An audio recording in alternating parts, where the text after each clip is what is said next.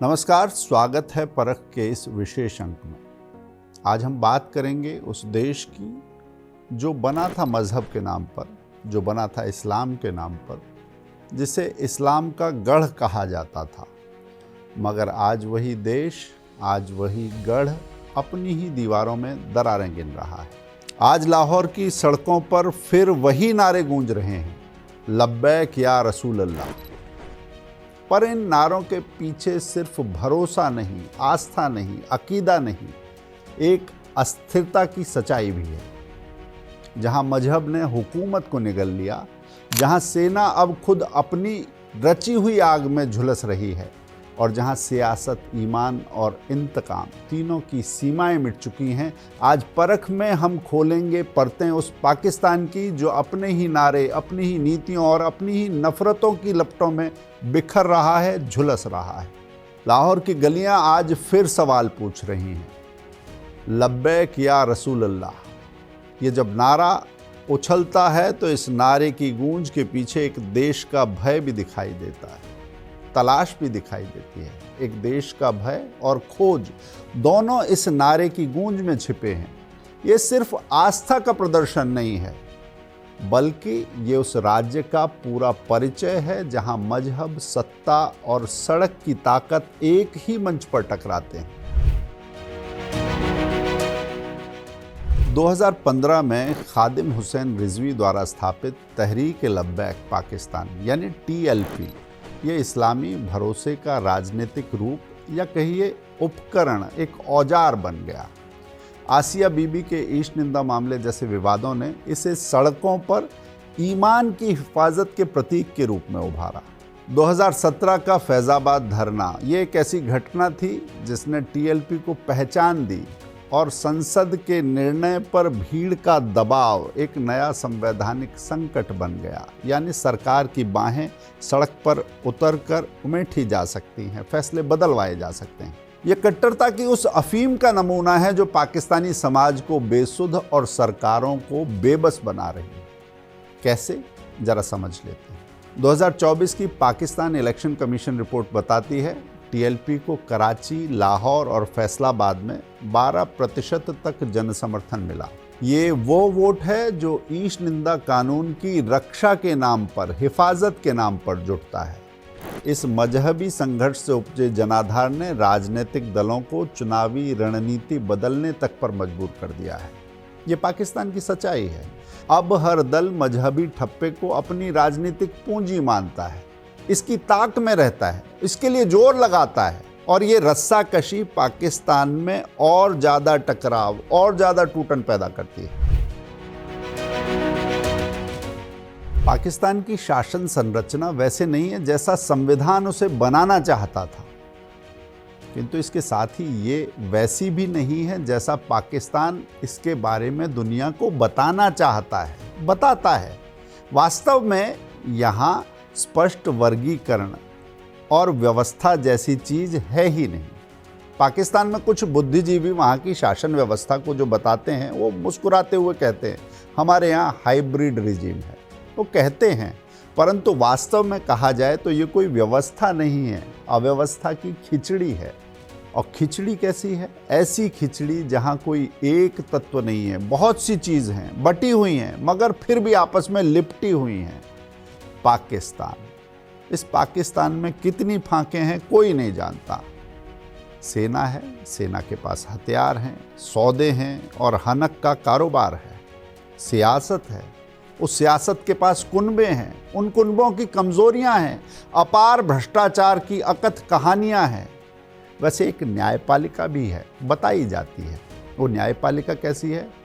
जो कभी ताव दिखाती है मगर दूसरे ही पल दबाव में आ जाती है। और फिर आती है बारी सरकार की। जी हाँ, पाकिस्तान में सरकार सबसे बाद में आती है।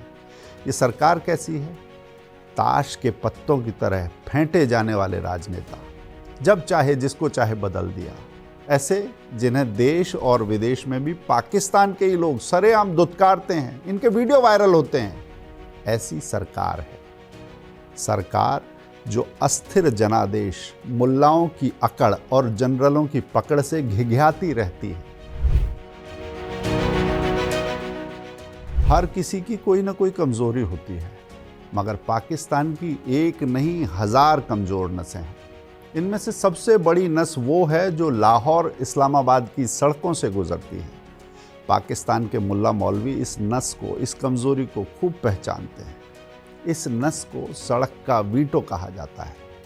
सड़क पर उमड़ती पगलाई भीड़ का समुद्र, इस तूफान के आगे सरकार बेबस नजर आती है। सरकार ताव दिखाती है, आंखें तरेरती है, रौब झाड़ती है, प्रतिबंध लगाती है, मगर फिर ये सब वापस ले लेती है। तो ऐसे में जो स्थिति उपजती है उससे क्या होता है?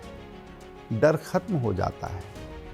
इस व्यवस्था ने, या कहिए इस अव्यवस्था ने, संविधान की, अभिव्यक्ति की स्वतंत्रता को नाकारा, निष्प्रभावी बना दिया है। ईश निंदा कानून के तहत 1987 से अब तक पाकिस्तान में 1800 से ज़्यादा व्यक्तियों पर मुकदमे चले हैं। ह्यूमन राइट वॉच के अनुसार 2020 से 24 के बीच 78 लोगों की भीड़ द्वारा हत्या हुई है, लिंचिंग हुई है। ये मारे हुए लोग कोई मंगल ग्रह से नहीं आए थे, ये एलियन नहीं थे, ये इसी पाकिस्तानी समाज का हिस्सा थे। और तो और इसमें से ज़्यादातर मुसलमान ही थे। इससे क्या समझ में आता है? एक गुस्सा है जो समाज में पसर रहा है, एक गुस्सा है जो उबल रहा है। एक समाज जो पहले अल्पसंख्यकों को निगलता गया, उन्हें अपना नहीं माना, और वो पगलाई हुई भीड़ अब हिंसा पर उतारू है, एक दूसरे की जान लेने पर आमादा है। लड़ाई कम करनी है तो पढ़ाई की राह पर बढ़ना पड़ेगा, मगर पाकिस्तान में सारे समीकरण उल्टे हैं। आज पाकिस्तान में बताया जाता है कि 35,000 से ज़्यादा मदरसे हैं, कारखाने घट रहे हैं, बंद हो रहे हैं। और ये जो 35,000 से ज़्यादा मदरसे हैं, इसमें से 70% से ज़्यादा नए पाठ्यक्रम से बाहर हैं, उन्हें इससे कुछ लेना देना नहीं है। शिक्षा मंत्रालय की 1 साल पुरानी 2024 की रिपोर्ट में कहा गया है कि देश में, पाकिस्तान में प्राथमिक स्तर पर स्कूल छोड़ने वालों की दर 38% है। ये प्रतिशत और ये तस्वीर और ज़्यादा कुरूप, और ज़्यादा भयावह, या और ज़्यादा चिंता पैदा करने वाली बन जाती है जब पता चलता है कि इसके बरक्स मदरसों में नाम लिखवाने वालों और चंदा जुटाने वालों दोनों की संख्या लगातार बढ़ रही है। ये तस्वीर क्या बताती है? इससे साफ है कि मजहबी पहचान ने रोजगार की जगह नारों में रास्ते तलाश लिए हैं, अपनी राह बना ली है। इन नारों में कड़वाहट है, तिरस्कार है, राजनीति को ठोकर मारने की जिद है, मगर साथ ही एक दूसरे का साथ बर्दाश्त न करने की शर्त भी नत्थी है।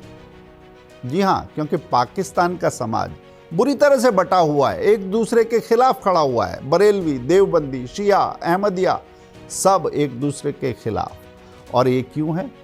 क्योंकि इस्लाम की उस बुनियादी उलझन के जाल में ये समाज छटपटा रहा है, जहां हर समुदाय एक दूसरे को साफ तौर पर खारिज करता है, अस्वीकार में परिभाषित करता है। इस विभाजन ने राजनीतिक अस्थिरता से ज़्यादा व्यापक सामाजिक असुरक्षा पैदा की है, चिंताएं पैदा की है। हाल के चित्र लोगों को पाकिस्तान की अंदरूनी स्थितियों की तरफ खींच रहे हैं। 2025 के TLP आंदोलन में लाहौर और फैसलाबाद सहित 8 शहरों में प्रदर्शन हुआ। इंटीरियर मिनिस्ट्री की रिपोर्ट के अनुसार, जो उनका गृह मंत्रालय है, उसकी रिपोर्ट के अनुसार इन प्रदर्शनों में, इन दंगों में, इस भीड़ और उन्माद में 280 लोग मारे गए और करीब 1200 घायल हुए। इसके बाद सेना ने 28 घंटे तक आपात बैठक रखी, GHQ में वो बैठक रखी गई। ये टकराव, ये संघर्ष दर्शाता है कि इस्लामी राज्य सुरक्षा के नाम पर अपने लोगों पर गोली और बम बरसाना सीख गया है। उन्माद क्यों है? इसका जवाब उन्माद और जिहाद को पोसने वालों के पास कैसे होगा, कहाँ होगा? इसलिए बंदूक और बम की ताकत को ये हाथ और कस के पकड़ लेते हैं। भले ये ताकत खुद अपने लोगों के खिलाफ हो, मगर ताकत हाथ में होनी चाहिए। नागरिकों की लाशों पर एक बयान चस्पा कर दिया जाता है, हिंसा काबू का कफन उन लाशों के ऊपर डाल दिया जाता है, और सब फिर उसी काम में जुट जाते हैं जैसे कुछ हुआ ही नहीं। मगर कुछ हुआ तो है। सवाल अब भी वही है, सवाल अब भी वही है। राज्य किसकी रक्षा कर रहा है, किससे रक्षा कर रहा है? जो मारे जा रहे हैं वो कौन हैं? जो मार रहा है वो कौन है? मजहबी हुकूमत में हर तरफ मजहब ही मजहब दिखाई देता है, इंसान दिखाई नहीं देता, सरोकार दिखाई नहीं देते, लोकतंत्र दिखाई नहीं देता, संविधान दिखाई नहीं देता, मजहब ही चारों तरफ है। शायद पाकिस्तान के नीति नियंताओं ने कितनी दूर का भविष्य देखा होगा कह नहीं सकते, मगर शायद ये तस्वीर वो देख नहीं पाए थे।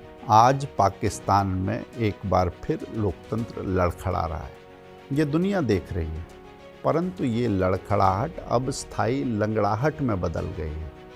स्थायी इसलिए क्योंकि सेना या जनरलों की बैसाखी अरसे से पाकिस्तान की सरकार का स्थायी तत्व है। उसके बिना आप एक कदम आगे नहीं बढ़ा सकते। डॉक्ट्रिन ऑफ नेसेसिटी जिसे कहते हैं, 1954 के बाद से सेना ने बार बार लोकतंत्र को सुरक्षा के नाम पर उसका रास्ता रोका है, उसे बाधित किया है, सरकारों को गिराया है, नेताओं को फांसी पर चढ़ाया है। 2025 में भी जनरल आसिम मुनीर की सरकार और सेना इसकी संयुक्त कार्रवाई इस सिद्धांत की ही पुष्टि करती है, उसी बात पर मोहर लगाती है। पाकिस्तान जिस बात के लिए बदनाम है, अब वो उसे अपनी सीने पर लगा हुआ तमगा समझता है। उसी जिद के साथ, अकड़ के साथ पाकिस्तान आगे बढ़ रहा है, मगर आगे उसके खाई है। जनगणना के आंकड़े बताते हैं कि 65% से ज़्यादा आबादी आज पाकिस्तान की जो है वो 30 वर्ष से कम उम्र की है, युवा है। उसके पास शिक्षा नहीं, उसके पास रोजगार नहीं, उसके पास मजहब और उन्माद की अफीम है। इस युवा वर्ग का 54% वर्ग जो है वो इंटरनेट पर मजहबी कंटेंट से प्रभावित होता है। यहीं से भीड़ की मानसिकता, पगलाई हुई भीड़ का जन्म होता है। शासन प्रक्रिया की जगह पाकिस्तान में अब भीड़ लेने लगी है।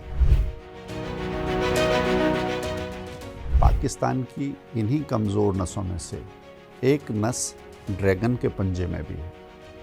चीन की जरा सी चिंता जनरलों और हुक्मरानों का पसीना छुड़ा देती है। ये नस सीपैक है, ग्वादर है, ऊर्जा और निवेश के बदले मिली हुई चीनी फौजी गारंटी है।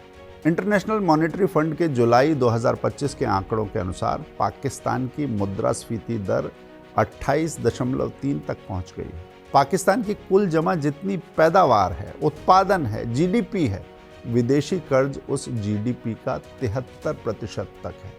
चीन चौकन्ना है, सीपैक में जो उसने पैसा लगाया है उसको लेकर चिंतित है, और इन चिंताओं की वजह से जो पैसा चीन ने खर्च किया, चीन अब हाथ खींच रहा है। परियोजनाओं में चीनी निवेश वर्ष 2022 के $25.4 बिलियन से घटकर $19.7 बिलियन रह गया है। पाकिस्तान का भीतरी उपद्रव, ये उत्पात अब उसके गले की फांस बन गया है। ऐसा ही होना था, क्योंकि हर दंगे का असर विकास पर पड़ता है।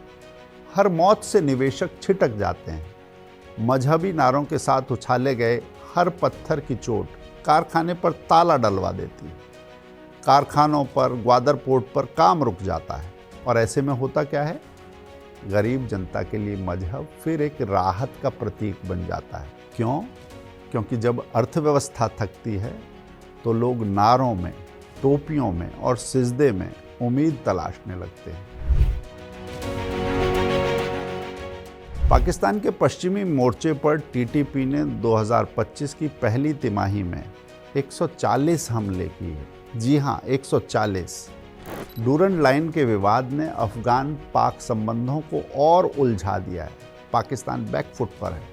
भारत के साथ आतंकवाद और एलओसी पर गोलीबारी के बीच पाकिस्तान की राजनीति में सीमाओं की असुरक्षा और पड़ोसियों से उलझाव एक स्थायी मुद्दा बन चुका है। हर संकट से ध्यान बाहर मोड़ने के लिए एंटी इंडिया बयान जारी करना, ये पाकिस्तान में एक नीतिगत औजार बन गया है। चीन ने तो हाथ खींचा ही है। सीपैक की योजनाएं ठंडे बस्ते में जाती दिख रही हैं।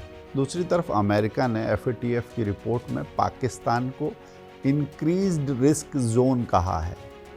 उसको लेकर चिंताएं अमेरिका की भी बढ़ गई हैं। चाहे दोस्ती दिखावे की कोई तस्वीर जारी की जाए, मगर इंक्रीज्ड रिस्क जोन जो पाकिस्तान को अमेरिका ने कहा है, वो पाकिस्तान के भविष्य पर मंडराते खतरे को बताता है।